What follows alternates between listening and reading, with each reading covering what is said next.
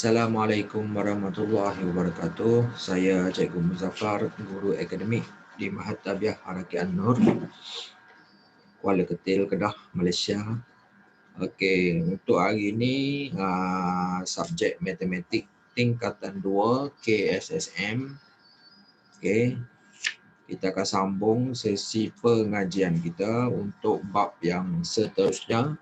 Okey, bab yang ke-12. Okey, sukatan kecenderungan memusat. Okey. Jadi diharap para pelajar bersedia dengan buku teks matematik tingkatan 2 KSSM bermula muka surat 244. Standard kandungan ataupun subtopik utama adalah sukatan kecenderungan memusat. Tetapi untuk topik ini dia ada lebih kurang 7 standard pembelajaran ataupun subtopik kecil yang kita akan sentuh satu persatu. Jadi untuk permulaan pada hari ini kita akan sentuh dua standard pembelajaran yang utamalah, yang awal permulaan ni, sebelum kita akan masuk lebih dalam lagi berkaitan dengan topik ni. Baik. Sebelum kita pergi lebih lanjut, cikgu nak memberi pengenalan berkaitan dengan apa yang dimaksudkan dengan sukatan kecenderungan memusat ni secara detail. Okay. Statistik ialah satu bidang matematik yang menggunakan data. Hal ini demikian kerana statistik melibatkan pengumpulan, penyusunan, penghuraian dan penganalisisan data serta membuat kesimpulan daripada hasil analisis data. Salah satu contoh penerapan ilmu statistik ialah pasaran saham.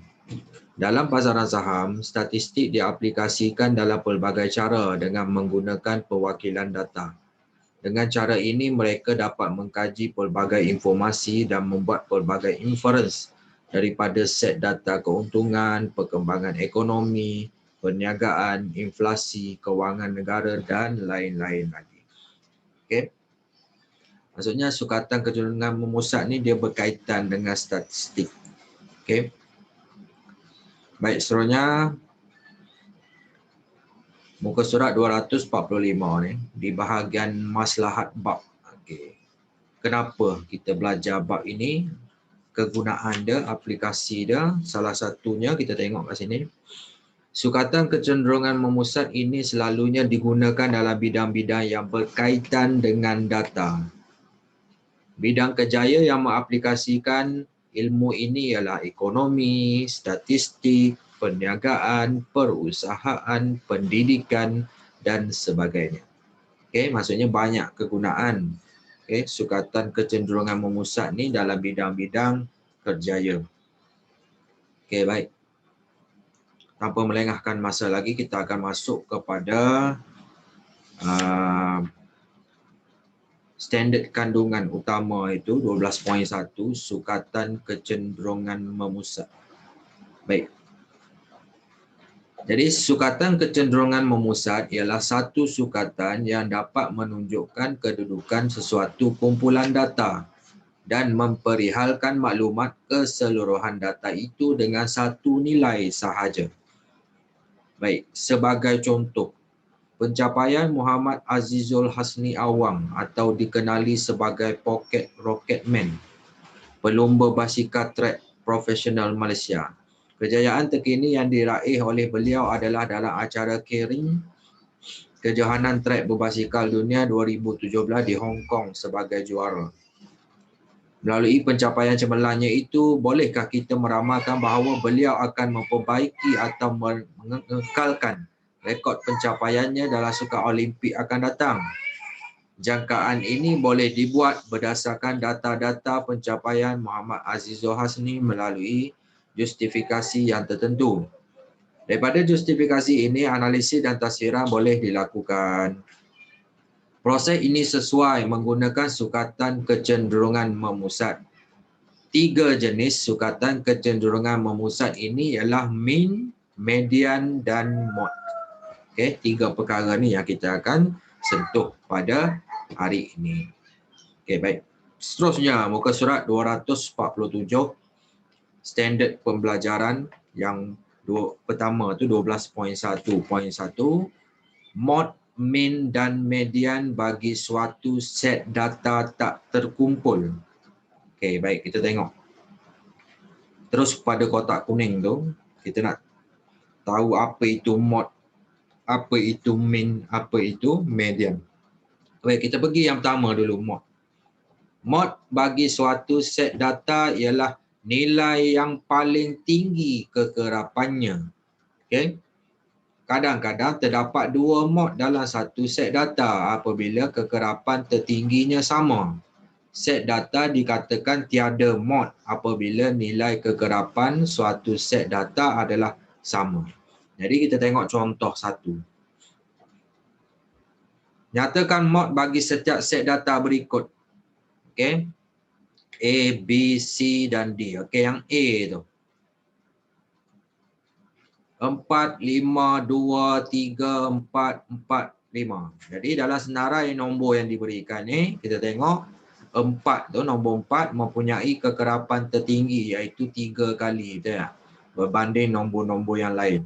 Jadi mod adalah nombor 4 tu. B, dia bagi huruf M, N, L, M, L, P, L, L, P tu. Jadi daripada senarai huruf ni, L mempunyai kekerapan tertinggi iaitu 4 kali. Jadi mod dia L lah, jawapan dah. C, kopi, teh, kopi, kopi, susu, teh, susu, teh. Dalam minuman-minuman ni yang paling banyak, kekerapan dia adalah kopi, kopi. Pada masa yang sama, teh juga pun sama, 3 kali juga. Jadi kopi dan teh ni 3 kali sama. Jadi mod untuk situasi ini adalah kopi dan teh lah. Okay, ada 2 mod kat sini. Dan D tu 2, 4, 6, 8, 10 tiada nombor yang berulang. Maksudnya setiap nombor tu 1 kali je. Jadi tiada mod untuk situasi yang ini. Okay, jadi jelas berkaitan dengan mod. Seterusnya muka surat 248. Yang kedua kita panggil median. Okey, median ni apa? Okey, terus kepada kotak kuning. Median bagi set data dengan bilangan data yang ganjil ialah nilai yang berada di tengah-tengah.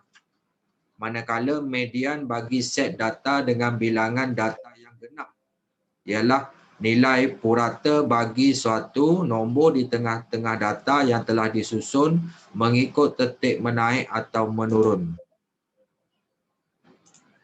Okey. Jadi nak bagi mudah faham ayat tu, kita tengok carta ni. Median, okey, tengok. Data mula-mula sekali kita susun data tu mengikut tertib menaik atau menurun. Jadi lepas tu kita tengok bilangan data tu genap ke ganjil. Jadi kalau genap, median tu kita ambil purata 2 nilai data di tengah-tengah. Kalau bilangan data tu ganjil, nilai data di tengah-tengah tu adalah dia punya median. Okey, baik. Seterusnya, muka surat 249, contoh 2 kita tengok. Data di bawah ialah wang saku bagi 5 orang murid ke sekolah setiap hari. Tentukan median. Jadi, senarai wang saku ni kita susun dulu ikut tertib menaik. Jadi kita susun tu 3, 5, 5, 7, 8. Okay. Jadi bilangan data dekat sini ada 5. Jadi kita tandakan data yang di tengah-tengah lah sebagai median dia. Jadi kita akan dapat median tu 5. Okay. Baik. Contoh 3. Data di bawah menunjukkan jumlah bilangan gol pasukan seladang dalam 10 permainan. Tentukan median. Jadi cara yang sama, bilangan gol ni kita susun ikut tertib menaik. Okay, jadi bilangan data ni kalau kita tengok, dia bilangan data tu, bilangan data dia genap. Jadi cara nak tentukan median, kita tentukan purata untuk dua data ni yang tengah-tengah tu bahagi dengan 2 purata dia. 2 tambah 4 bahagi 2. Jadi 2 tambah 4, 6 bahagi 2 dapat 3. Jadi Median dia 3 lah. Baik. Satu kaedah lain untuk menentukan median adalah dengan cara penghapusan data kiri dan data kanan tu secara berpasangan, menaik atau menurun. Ini untuk kes yang kata untuk dua-dua kes, tapi kita buat seperti contoh 4 ni. Okay, baik. Tentukan median bagi setiap set data berikut. Okey, dia bagi senarai nombor. Sama aja cara dia, susun data mengikut tertib menaik. Lepas tu kita hapuskan data kiri dan kanan. Okey, secara berpasangan. Jadi kita akan dapat kalau bilangan data tu ganjil, kita akan dapat terus nilai di tengah-tengah. Median tu berapa? Contoh kat sini median dia 4. Untuk yang B ni bilangan data tu genap. Jadi kita kena tentukan purata untuk dua nilai yang di tengah-tengah tu. Okey, 24 tambah 24 bagi 2, 24. Okey, itu cara dia untuk kita nak tentukan median. Okey, baik. Muka surat 250. Baik, macam tadi tu data tak terkumpul. Okey, sekarang ni kita akan masuk kepada menentukan median bagi bilangan data yang genap atau ganjil dalam jadual kekerapan dan perwakilan data. Baik. Ini kalau dia bagi soalan bentuk jadual atau perwakilan data dalam bentuk graf ke, dalam bentuk plot titik ke, yang ni perwakilan data. Jadi untuk yang ni kita guna cara yang ni untuk mengira median. Okey, median kita kena tengok juga jumlah kekerapan tu sama ada genap ataupun ganjil. Okey, kalau data tak terkumpul tadi kita tengok bilangan data genap atau ganjil. Kalau yang ni kita tengok jumlah kekerapan tu genap atau ganjil. Kalau genap kita gunakan rumus yang ni. Untuk menentukan median kita kira purata data pada kedudukan ke yang ni n per 2 dan n per 2 tambah 1. N tu adalah jumlah kekerapan. Kalau jumlah kekerapan tu ganjil, kita ambil data pada kedudukan n tambah 1 bahagi 2. Okay, ini rumus dia lah. Jadi nak lebih nampak dia punya penggunaan ni, kita tengok contoh. Okay. Tengok dulu contoh 5. Jadual menunjukkan masa yang diambil oleh 11 kumpulan murid untuk membina model roket dalam satu aktiviti sains. Okey, dia bagi masa dalam minit, kekerapan dia. Tentukan median bagi jadual kekerapan ini. Jadi, mula-mula kita kena tahu dulu jumlah kekerapan tu ganjil ke genap. Jadi, jumlah kekerapan dekat sini 11, ganjil.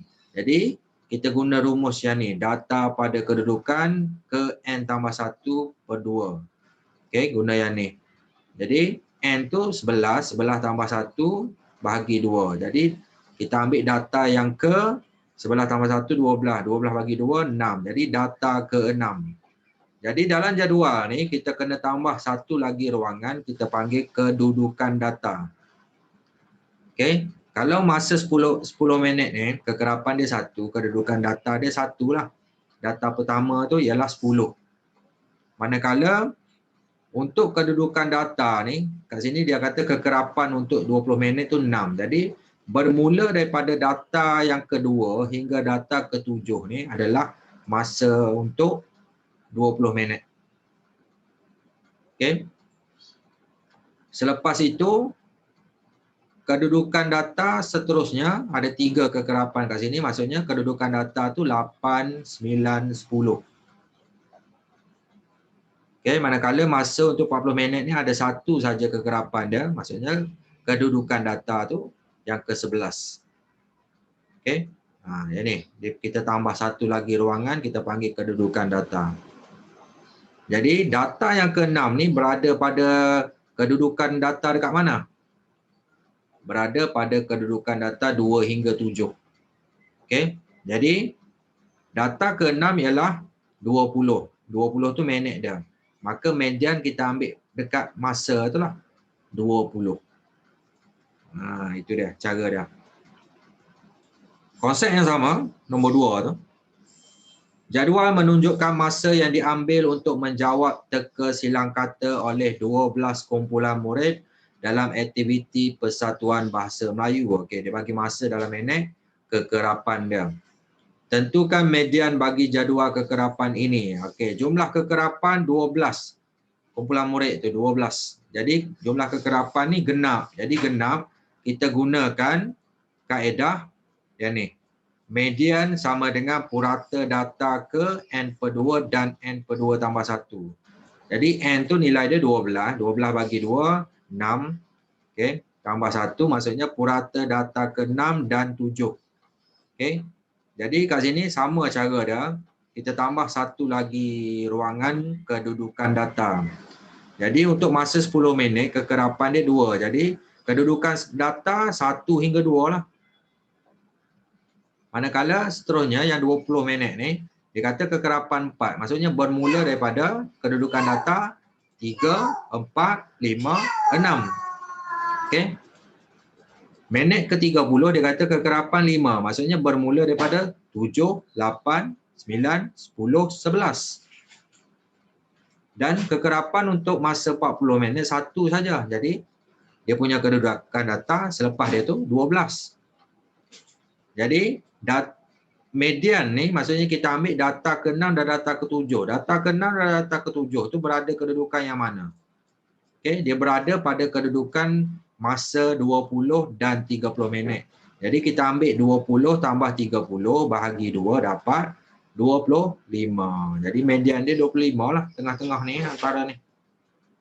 Okey, tu cara dia bagaimana kita nak menentukan median bagi bilangan data yang genap atau ganjil dalam jadual ni, jadual kekerapan. Okey. Bagaimana dengan perwakilan data? Okey, kita tengok contoh 6 pula. Ini kita panggil perwakilan data. Okey, contoh 6 ni dalam bentuk plot titik dan carta palang. Okey, nombor 1. Hitung median bagi situasi di sebelah. Okey, plot titik menunjukkan jumlah bilangan kehadiran murid ke perpustakaan dalam 1 minggu. Okey. Jadi sama aja kita cari, kita tentukan jumlah kekerapan berapa. Kita kira dia punya ni. Okey. Kekerapan kehadiran tu berapa jumlah dia? 1, 2, 3, 4, 5, 6, 7, 8, 9, 10, 11, 12, 13. Jadi 13 ni nombor ganjil. Jadi ganjil kita guna rumus median sama dengan data ke N tambah 1 per 2. N tu 13. 13 tambah 1, 14. 14 bagi 2, 7. Jadi data ke-7 kita tengok kat mana? Kita tengoklah, kita kira ni. 1, 2, 3, 4, 5, 6, 7. Okay, data ke-7 tu berada pada median 3. Tu nombor 3. Okay. Selesai soalan nombor 6. Contoh 6, 1 ni. Okay, baik. Contoh 6 yang kedua ni. Carta palang menunjukkan bilangan kupon makanan yang telah dijual oleh guru kelas tingkatan 2S sempena hari core kurikulum. Okey, dia bagi carta palang bilangan kupon makanan yang dijual dengan kekerapan. Jumlah kekerapan semua sekali kita kena kira kat sini. Okey, 1 tambah 3, 4. 4 tambah 6, 10. 10 tambah 4, 14. 14 tambah 2, 16.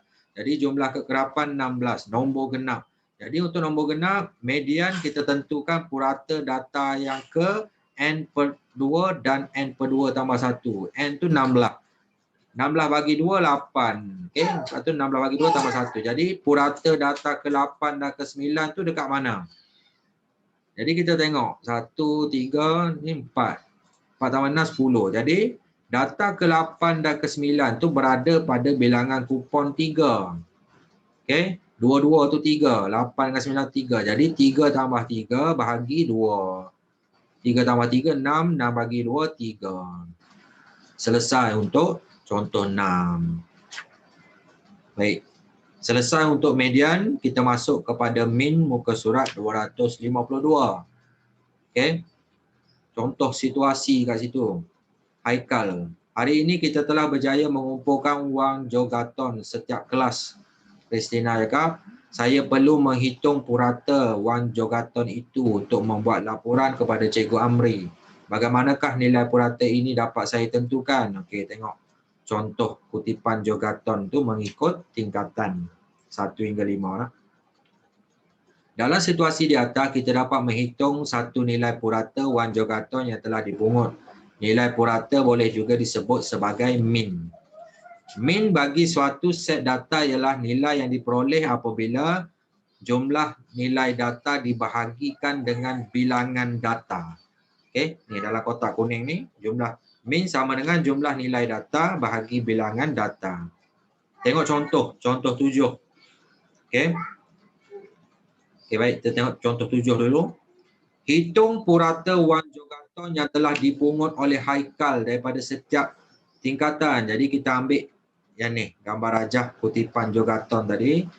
Min dia kita tambah semua ni. Untuk tingkatan 1, 2, 3, 4, 5 tu setiap tu kita tambah. Bahagi dengan 5 tingkatan tu. Okey, dan kita akan dapat min dia. RM400.15. Okey, itu contoh 7. Contoh 8. Plot titik menunjukkan keputusan kaji selidik berkenaan dengan pengambilan bilangan tin air berkarbonat yang diambil oleh 26 orang murid dalam sehari. Hitung min bilangan tin air bikarbonat yang diambil oleh mereka dalam sehari. Jadi kaedah dia sama, min sama dengan jumlah nilai data dengan bilangan data. Jadi setiap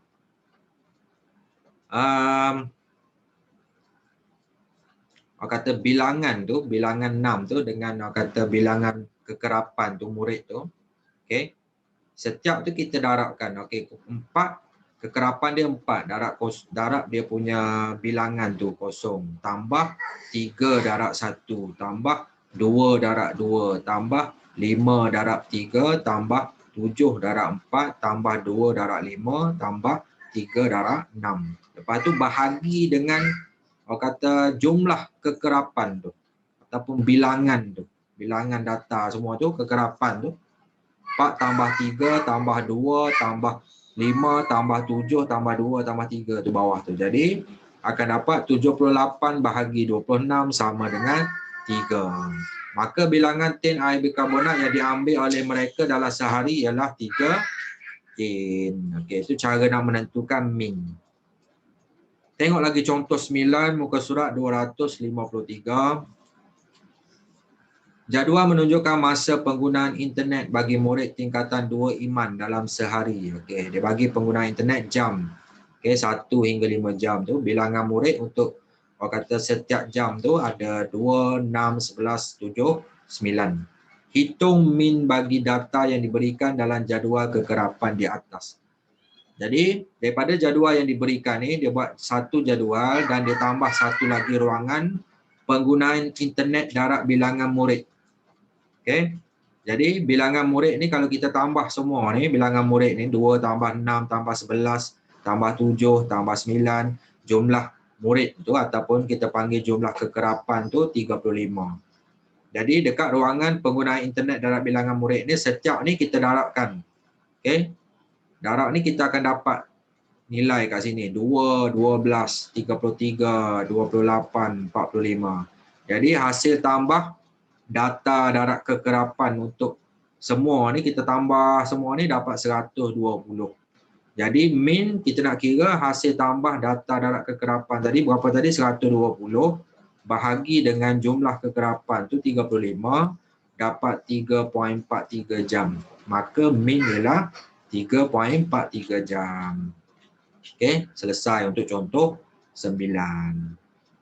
Okey, jadi kita guna yang ni tadilah.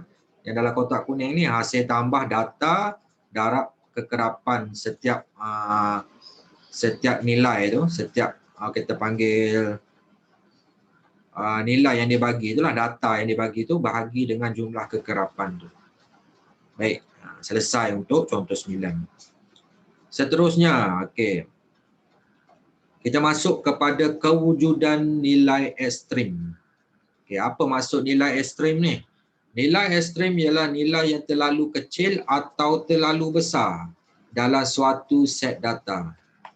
Iaitu nilainya terlalu jauh daripada nilai data-data yang lain dalam setnya.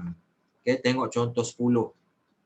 Masa dalam minit yang diambil oleh 7 orang murid untuk menyiapkan model poligon 3 dimensi menggunakan blok permainan Yang dibekalkan ialah 5, 6, 7, 7, 8, 9, 20. Okey, kita tengok senarai nombor ni. Okey, masa dalam minit tu. Antara data tersebut yang mana satu merupakan nilai ekstrim, jelaskan penyelesaian dia. Okey. 20 tadi ni ialah nilai ekstrim kerana nilainya jauh lebih besar daripada data-data yang lain. Okey. Itu kalau melibatkan data yang besar. Okey, bagaimana kalau melibatkan data kecil? Tengok contoh 11. Muka surat 254. Kena pasti nilai ekstrim dalam set data di bawah. Jelaskan jawapan anda. Negatif 5, 0, 1, 3, 3, 5, 6. Jadi kat sini kita tengok. Negatif 5 ialah nilai ekstrim kerana nilainya jauh lebih kecil daripada data-data yang lain. Okey. Jadi kita faham nilai ekstrim ni macam mana. Okey, baik. Kesan nilai ekstrim. Okey. Kesan dia akan merubah. Okey, merubah suatu kita panggil sama ada dia nak ubah mod atau ubah min atau ubah median. Kita tengok berubah tak tiga-tiga ni kalau kita ada nilai ekstrim. Baik, tengok contoh 12. Nombor 1 dan nombor 2. Okay. Nombor 1 dulu. Set data di bawah ialah data wang saku yang dibawa oleh 5 orang murid ke sekolah. Okay. Ada RM3, ada RM4, ada RM6, ada RM8. Hitung mod, median dan min bagi data tersebut. Okay. Dia berkaitan ni nombor 1 dengan nombor 2 ni. Nombor 2 tu dia kata anda dikehendaki menggantikan RM8 dengan RM32. Kemudian hitung nilai mod, median dan min yang baharu. Okay, jadi penyelesaian di kat sini. Okay, mula-mula kita ambil dulu yang senarai asal dia. RM3, RM4, RM4, RM6, RM8. Kedudukan dia menaik tu. Jadi kita boleh tahu dia punya mod RM4 tu. 2 kali kan kekerapan. Median yang tengah-tengah dia adalah RM4. Okey, mod median sama. Min kita tambah semua ni RM3 tambah RM4 tambah RM4 tambah RM6 tambah RM8. Bahagi dengan bilangan wang tu ada berapa? 5. Jadi tambah semua ni RM25 bahagi 5 dapat min dia RM5. Okey, ni mod median dan min yang asal. Okey. Katakan yang RM8 tu kita tukar dengan RM32. Maksudnya RM32 ni nilai ekstrim lah, jauh lebih besar daripada nilai yang lain. Jadi kita tengok, kita susun balik, kita tengok mod dia tetap yang sama, yang orang kata RM4 tu. Okay, kekerapan dia 2 kali kekerapan. Median sama, tetap RM4 tu berada tengah-tengah. Yang berubah adalah min. Kita tengok, bila kita kira min, RM3 tambah RM4 tambah RM4 tambah RM6 tambah RM32, bahagi dengan jumlah bilangan duit tu 5, dia akan jadi RM49 bahagi 5 dapat RM9.80. Maksudnya min tu bertambah sebanyak RM4.80. Jadi kesimpulannya kat sini, bila adanya nilai ekstrim, okay, hasil daripada pengiraan menunjukkan bahawa apabila suatu nilai ekstrim wujud dalam set data, maka data tersebut akan mempengaruhi nilai min. Min saja yang berubah. Seperti contoh di atas, nilai min didapati berubah dengan peningkatan sebanyak RM4.80. Manakala nilai median dan mod tidak berubah dengan adanya nilai ekstrim. Jadi kita faham kat sini, bila ada nilai ekstrim, yang berubah adalah min saja. Mod dengan median tak berubah. Okey, selesai yang tu. Kita akan masuk kepada standard pembelajaran 12.1.2 tu, kesan perubahan suatu set data terhadap nilai mod, min dan median. Okey, baik.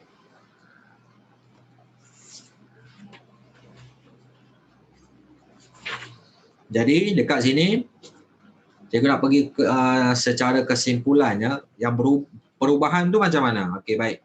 Tengok dekat sini muka surat 255 ni. Yang ada tulisan bold hitam ni, yang ni. Okey. Hal ini bermakna, ada 2 perkara kat sini. Perubahan data secara seragam akan menyebabkan perubahan min, median dan mod secara seragam. Okey, kalau perubahan data seragam, min, mod, median berubah seragam. Yang kedua, kalau data tu berubah secara tidak seragam, maka tiga-tiga tu mean, median dan mode juga akan berubah secara tidak seragam. Okey? Itu dia. Jadi tengok contoh nak bagi lebih faham. Contoh 13. Kanang membeli 5 jenis alat tulis di koperasi sekolah yang masing-masingnya berharga RM1, RM2, RM3, RM3, RM6. Hitung, okey, A dengan B dia berkaitan. A tu hitung mean, median dan mode bagi set data tersebut. Okey, B hitung mean, median dan mode yang baharu jika setiap harga alat tulis itu yang pertama ditambah RM2.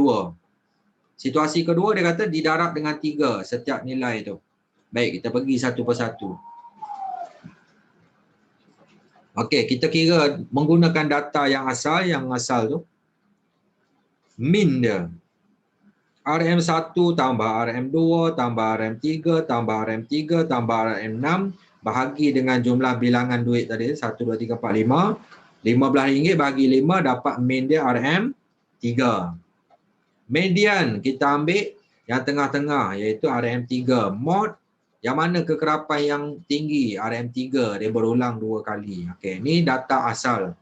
Okey, bila berlaku perubahan dia kata data baru situasi pertama tu dia kata setiap nilai tu ditambah dengan RM2 ditambah RM2. Jadi RM1 bila tambah 2 jadi RM3. RM2 tambah 2 jadi RM4. RM3 tambah 2 jadi RM5. Okey. Dan RM6 tambah 2 jadi RM8. Jadi data kita dapat data yang baru.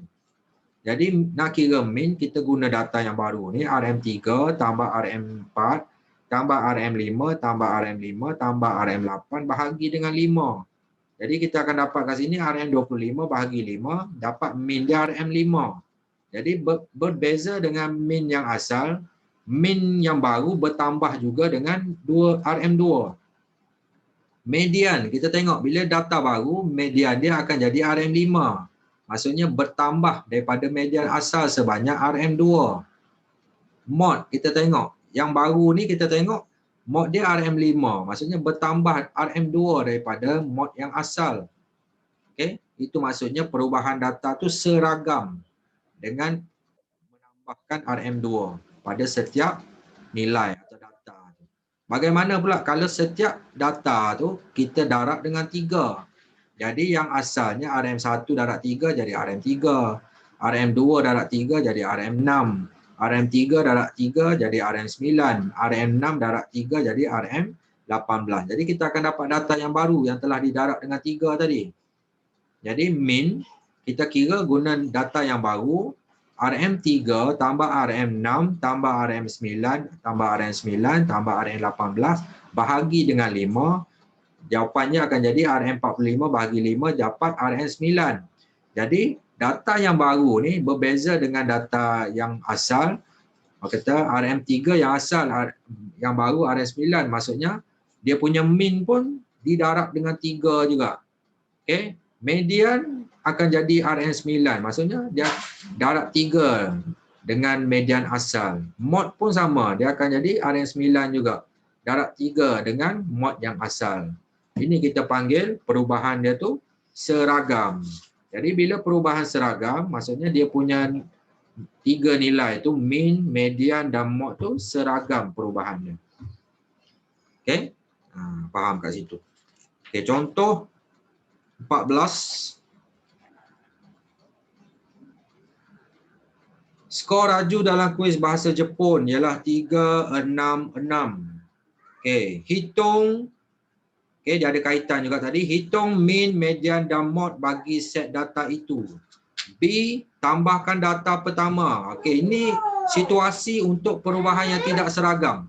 Maksudnya mean berubah lain, mod berubah dengan nilai yang lain, median berubah dengan nilai yang lain. Okey, kita tengok contoh 14. Tambahkan data pertama dengan 1. Tambahkan data kedua dengan 2. Dan tambahkan data ketiga dengan 3. Maksudnya penambahan tu berbeza nilai. Itu kita panggil tak seragam. Seterusnya hitung nilai mean, median dan mod yang baru. Okey, cara dia. Baik, yang nombor yang A ni kita kira guna data yang asal. Min sama dengan 3 tambah 6 tambah 6 bahagi dengan bilangan data tu 3. Jadi 3 tambah 6 tambah 6, 15 bahagi dengan 3, 5 dia punya min. Median yang tengah-tengah dia 6. Mod, kat sini kita tengok 6 tu kekerapan dia 2 kali mod. Okey, ni yang data asal. Okey, untuk data baru cuba tengok. Okey, data pertama dia kata tambah dengan 1. Jadi 3 tambah 1. Data yang kedua dia kata tambah dengan 2. Jadi 6 tambah 2. Data ketiga dia kata tambah dengan 3. Jadi 6 tambah 3. Jadi kita akan dapat data yang baru iaitu 4, 8, 9. Menggunakan data yang baru kita kira min, median dan mod. Min sama dengan 4 tambah 8 tambah 9 bahagi 3. Sama dengan 21 bahagi 3 dapat 7. Median untuk data yang baru adalah 8 di tengah-tengah tu.